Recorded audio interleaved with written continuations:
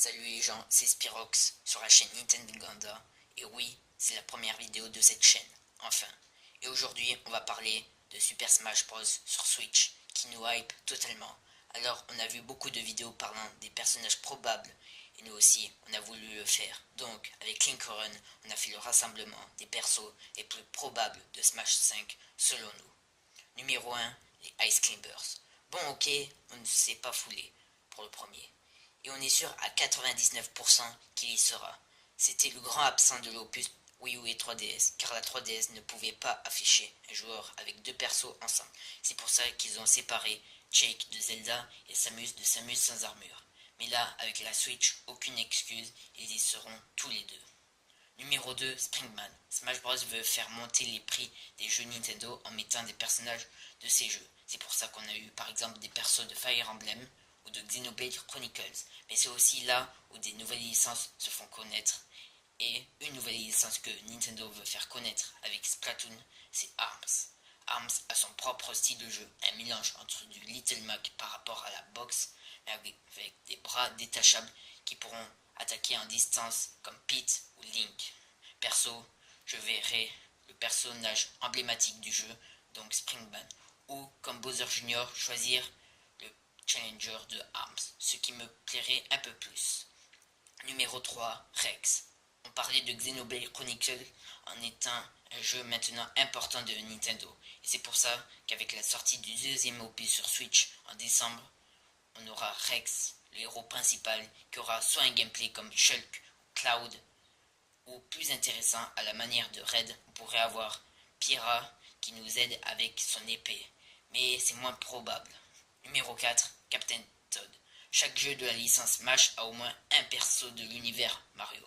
Beaucoup pensent à Mario avec sa casquette de Capi qui ferait penser au polygone. Mais ça serait un peu cheaté. Donc on suppose pour Captain Toad, un perso récurrent de Mario depuis l'épisode Galaxy, avec son propre jeu à lui tout seul. Et on voit directement que Nintendo veut valoriser Captain Toad.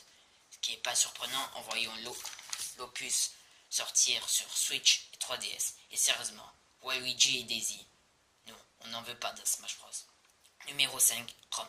Putain, je ne comprendrai jamais pourquoi ils ne l'ont pas mis dans le 4. Ils ont même pas mis alors qu'il y avait 5 persos de Fire Emblem. Il y en a plein et ils l'ont pas mis.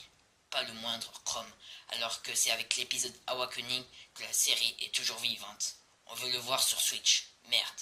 Numéro 6, Robotocon. Et là, vous vous dites, qu'est-ce que tu es en train de dire? C'est du n'importe quoi. Tu parles des persos probables ou des persos what the fuck.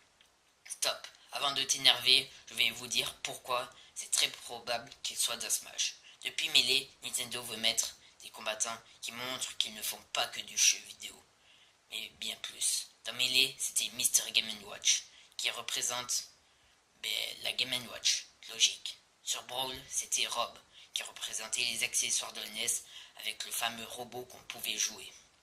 Dans la version Wii U et 3DS, on a eu Wi-Fi Trainer, qui représentait la Wi-Fi Plus, qui te permettait de faire des séances de gym chez toi. Et oui, c'était plus pratique. Dans tous les cas, Nintendo veut sensibiliser autres que les gamers, que ce soit les enfants ou que les adultes. Et récemment, ils ont créé Nintendo Labo, qui a le même but que les présentants cas, sensibiliser de nouvelles personnes. C'est pour ça que Robotocon fait partie des persos probables pour l'épisode Switch. Voilà, c'est terminé. J'espère que cette vidéo vous a plu. Abonnez-vous à Nintendo Ganda et faites un détour sur ma chaîne personnelle Spirox39. Et moi, je vous dis à plus.